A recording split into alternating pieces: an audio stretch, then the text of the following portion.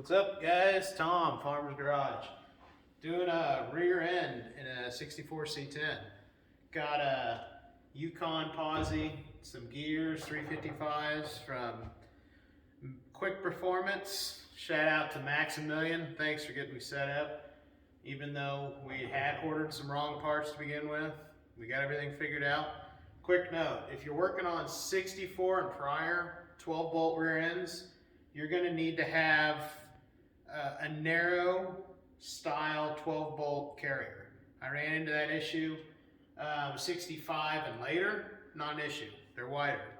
64 and earlier, they have a narrow carrier, so you have to have the smaller carrier to fit a little bit of a shim stack on either side to make sure you get everything right. Went ahead and hammered in new axle bearings, new seals.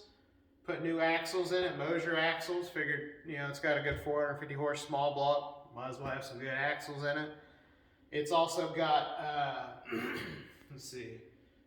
It's got, that's what it's got. 355 gears, posi, Yukon locker, good setup, new drum brakes. Basically, just a good hot rod, good runner, fun bomber. Right now, we've finally got everything set. You hear that? About the right amount of backlash. I got 6 to 10 thousandths rocking on this thing, and that's about what you want, I guess, as per some specs that we all look up on the internet hoping they're right. But I did kind of double check that on some other sites and everything about seemed to say 6 to 10. Next thing, fun thing we got to do is do a gear mesh pattern check. So I got my front turning torque figured out. That ended up being, what was it, 13 inch-pounds turning torque. I went with a solid spacer with shims, so I had to kind of play with that and pull it apart a couple different times, but luckily I got the tools, the puller, and all that kind of stuff. I'll show you that here in a second. That's pretty cool, but basically I'll kind of show you what's going on and a little bit closer right here. 6 to 10. I think we're well within spec. Pretty cool. Set up pretty nice. Got everything working right.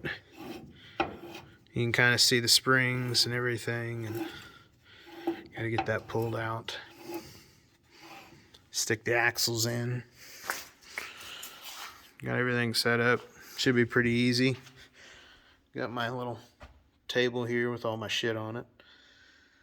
And this is the puller. If you're looking at doing any kind of rear end stuff, check out this puller. It's a clamshell style. Works really well for not marring the bearings up, especially if you've got a different shaft and issues on that. Here's a little 6-liter going together for a truck sitting outside the shop. It's a Gen 4 square port 6-liter.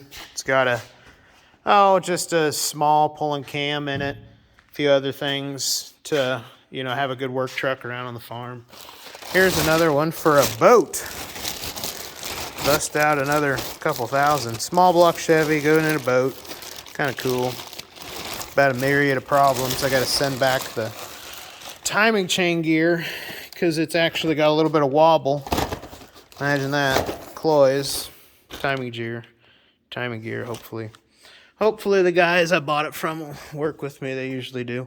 Well, I'm going to go and put this up and get on to making my paint markings on the mesh and kind of see what we can do. So follow us along, see if we can figure this shit out. Have a good one, guys. Tom, Farmer's Garage. Peace.